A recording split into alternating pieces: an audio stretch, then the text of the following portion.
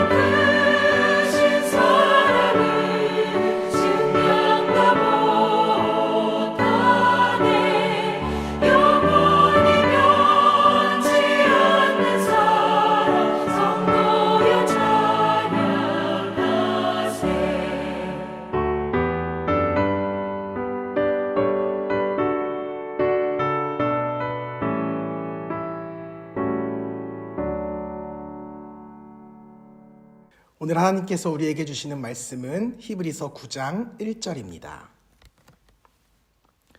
첫 언약에도 섬기는 예법과 세상에 속한 성소가 있더라. 아멘. 히브리 기자는 지난 8장에 이어서 계속해서 옛 언약과 새 언약의 비교를 통해 새 언약이 우월하다는 것을 증거하고 있습니다. 오늘 본문 말씀은 특별히 제사와 제물의 비교를 통해서 옛 언약과 새 언약을 비교하고 있습니다. 그러나 한 가지 오해하지 마셔야 할 것은 히브리 기자가 옛 언약 아래에 있는 제사의 불완전성을 말하는 것이지 그것이 결코 그것의 가치나 권위를 깎아내리려고 하는 의도가 아니라고 하는 사실입니다. 장막을 만드는 규례라든지 제사의식 전반에 관한 사항들은 모세나 레위 지파의 아이디어가 아니라 시내산에서 하나님께 직접 받은 것이었습니다. 그러므로 그 누구도 이러한 옛 언약과 제사 규례를 평가절하할 수 없었습니다. 다만 히브리 기자는 이러한 옛 언약, 곧 율법에 따른 제사는 참된 제사에 대한 모형과 그림자에 불과하고 참된 제사는 오직 그리스도만이 드릴 수 있음을 강조하고 있을 뿐입니다. 그리고 이에 대한 설명으로 오늘 본문 말씀을 통해 첫 언약인 율법에 따라 제정된 성수와 제사법에 대해 설명하고 있습니다. 1절에 섬기는 예법이라고 하는 말은 예배라는 뜻입니다. 제사장이 성소에 들어가서 제사를 드리거나 성소를 섬기는 모든 행위가 전부 하나님께 예배하는 것이라는 겁니다. 우리는 예배의 개념을 다소 축소하여 이해할 때가 많습니다. 주일에 함께 모여 예배하는 예배의식 1시간만을 예배로 생각하는 것입니다. 그러나 그렇지 않습니다. 본문 말씀은 이 교회를 섬기는 모든 행위가 전부 예배를 드리는 것이라고 증거합니다. 교회를 섬기기 위한 각종 봉사들, 이를테면 청소라든지 주차봉사, 식당봉사, 이러한 것들이 예배에 직접적인 영향을 끼치지 않는 것 같아도 이건 역시 모두 하나님께 드리는 예배 행위라는 것입니다. 이것은 우리에게 두 가지의 교훈을 줍니다. 첫 번째로 이러한 모든 섬김의 활동, 섬김의 사역이 예배이기 때문에 하나님을 섬긴다는 마음으로 봉사에 임해야 한다는 것입니다. 청소를 할 때도, 안내를 할 때도, 그 무엇을 할 때에도 하나님께 드린다는 마음으로 행해야 합니다. 그것이 온전한 섬김과 봉사의 태도이자 자세입니다. 둘째로 이러한 모든 섬김의 활동을 감사와 감격 가운데 행해야 한다는 것입니다. 우리는 예배를 통해 하나님의 임재를 누리고 또 나와 함께 하시는 하나님에 대한 구원의 감격과 감사를 느낍니다. 예배를 통해 하나님을 만나기 때문입니다. 마찬가지로 모든 섬김의 순간들을 통해서 모든 봉사와 헌신의 시간들을 통해서 우리는 하나님의 임재를 깊이 누려야 합니다. 우리가 주님께 예배할 수 있음이 큰 감사의 제목이 되듯이 교회와 성도들을 위하여 섬기고 헌신할 수 있음이 우리에게 큰 감사와 감격이 되어야 하는 것입니다. 바라기는 저와 여러분이 이러한 섬김의 기쁨과 감사 또한 감격을 누리며 교회와 성도들을 위하여 봉사하고 헌신할 수 있기를 주님의 이름으로 축복합니다. 나아가 우리는 세상 가운데에서도 이러한 섬김을 베풀어야 합니다. 하나님은 예수 그리스도 이후 우리 한 사람 한 사람을 왕같은 제사장으로 삼으셨습니다. 각자의 가정과 일터, 삶의 모든 자리에서 하나님을 예배하고 섬길 것을 말씀하셨습니다. 우리는 주일에만 예배하는 것이 아니라 언제든 예배자의 삶을 살아가야 합니다. 우리는 교회 안에서만 예배하는 것이 아니라 어디에서든 예배자의 삶을 살아가야 합니다. 또한 교회와 성도들만을 섬기는 것이 아니라 세상 가운데 있는 수많은 우리의 이웃들과 형제들을 위해 동일한 봉사와 헌신을 감당해야 하는 것입니다. 초대교회는 모진 핍박과 고난을 당했습니다. 심지어 죽음의 위협, 생계의 핍박이 그들 가운데 있었습니다. 어느 로마 군인의 고백처럼 정말 이 정도 했으면 그만할 때도 됐는데 도리어 초대교회는 더욱 부흥하고 전파되었습니다. 마치 전염병이 퍼지듯이 삽시간에 순식간에 세상 가운데 전파되었습니다. 그 이유가 무엇일까요? 수많은 기독교 역사학자들은 그 원인을 교회의 섬김과 희상에서 찾았습니다. 기원 후 200~300년경에 마치 코로나19와 같이 큰 전염병이 유럽과 소아시아 전역에 퍼졌던 적이 있었습니다. 수많은 사람들이 그 질병에 목숨을 잃었습니다. 얼마나 많이 죽었든지 시체 파묻을 땅이 부족했다고 할 정도였습니다. 그래서 내 부모, 내 자녀, 내 형제, 내 가족이 죽어도 그 시체를 그대로 방치한 채 피난 가기에 바빴습니다. 모두가 이렇게 가족마저 버리고 도망가던 때 유일하게 그곳에 남아 시체들을 수습하고 장사까지 지내준 사람들이 있었는데 그들이 바로 초대교회 교인들이었습니다. 그들은 자신의 가족도 아니고 일면식도 없는 사람임에도 불구하고 내 이웃이라고 하는 이유 하나만으로 정성껏 시체를 수습하고 장사를 지내주었습니다.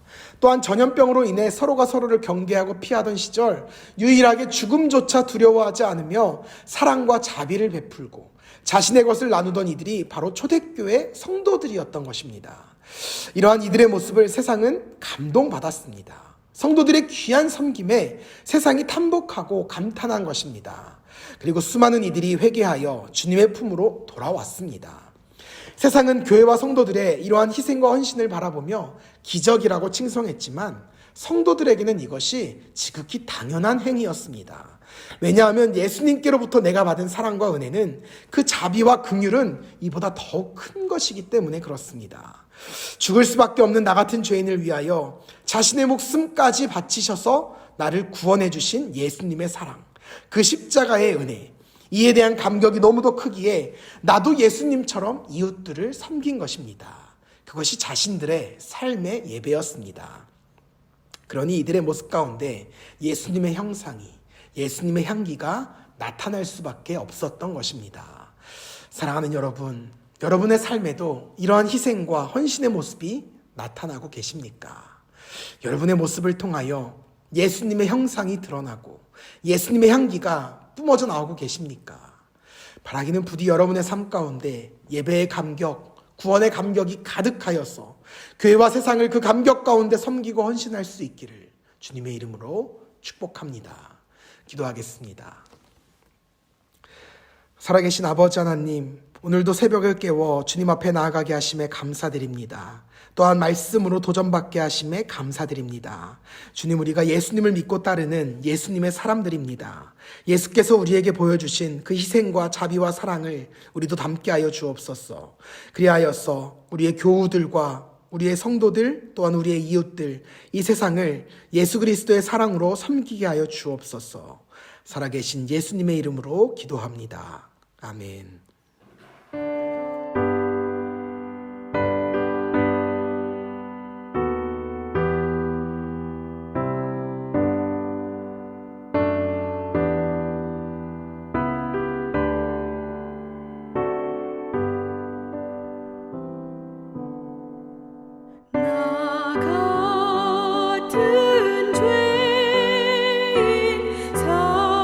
살리신 주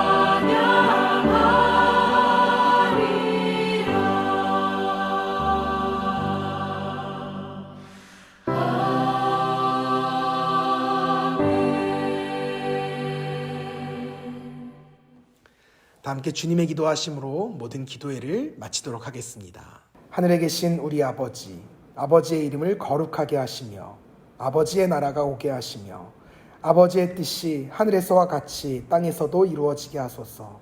오늘 우리에게 일용할 양식을 주시고 우리가 우리에게 잘못한 사람을 용서하여 준 것 같이 우리 죄를 용서하여 주시고 우리를 시험에 빠지지 않게 하시고 악에서 구하소서. 나라와 권능과 영광이 영원히 아버지의 것입니다. 아멘.